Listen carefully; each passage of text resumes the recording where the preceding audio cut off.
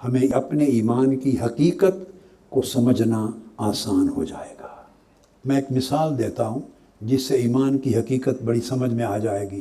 اور یہ جو تعلق ہے حضور پر ایمان لانے کے تابع ہے کائنات کے ہر مومن کا ایمان،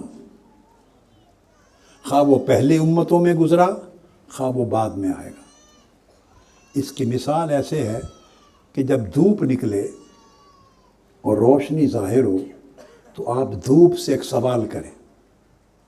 دھوپ سے، سن شائن سے سوال کریں اور دھوپ سے پوچھیں تو کیا ہے، تو کون ہے، کہاں سے آئی ہے، اپنی حقیقت بتا، یہ دھوپ سے پوچھیں، سن شائن سے، تو دھوپ آپ کو جواب دے گی، دھوپ اور روشنی آپ کو جواب دے گی۔ وہ یہ کہے گی کہ میں خود کچھ بھی نہیں ہوں، میں خود کچھ بھی نہیں ہوں، بلکہ میں صرف سورج کا پرتو ہوں۔ اس کا مطلب یہ ہے کہ دھوپ یہ کہہ رہی ہے کہ میرا وجود اصلی نہیں ہے، اصلی وجود سورج کا ہے، اور میں سورج سے ہٹ کر کوئی مستقل وجود نہیں رکھتی، بلکہ دھوپ کہے گی، روشنی، سن شائن، کہ میرا وجود اس وقت تک ہے جب تک میں خود سورج سے جڑی ہوئی ہوں۔ اگر میں سورج سے کٹ جاؤں تو میں خود نہ رہوں، میں اس وقت تک قائم ہوں، نظر آتی ہوں، دکھائی دیتی ہوں، تپش دیتی ہوں، روشنی دیتی ہوں، جب تک میں سورج سے جڑی ہوئی ہوں۔ لہٰذا یہ حقیقت ہمارے ایمان کی ہے،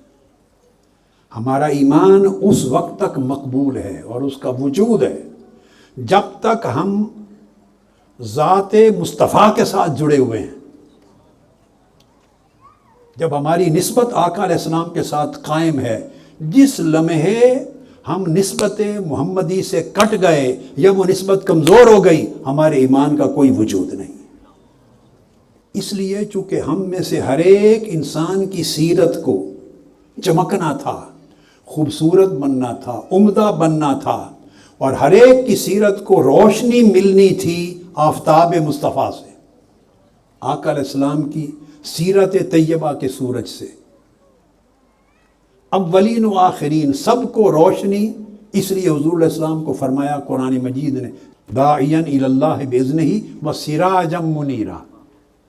چمکانے والا، روشن کرنے والا سورج بنایا۔ تو حضور کا سراج منیر ہونا بعثت یا ولادت کے بعد سے نہیں ہے،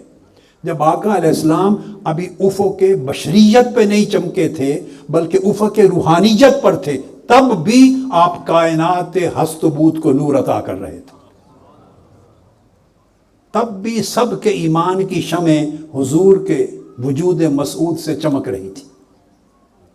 یہی وجہ ہے کہ آقا علیہ السلام کی سیرت سے سب سیرتوں کو روشن ہونا تھا، اولین و آخرین تک۔ اس لیے آپ کی سیرت کو اتنا عظیم الشان بنایا، اتنا عظیم الشان بنایا کہ اس میں کوئی کمی نہ رہے، اور کسی کو سیرت محمدی سے باہر فیض لینے کی حاجت نہ رہے۔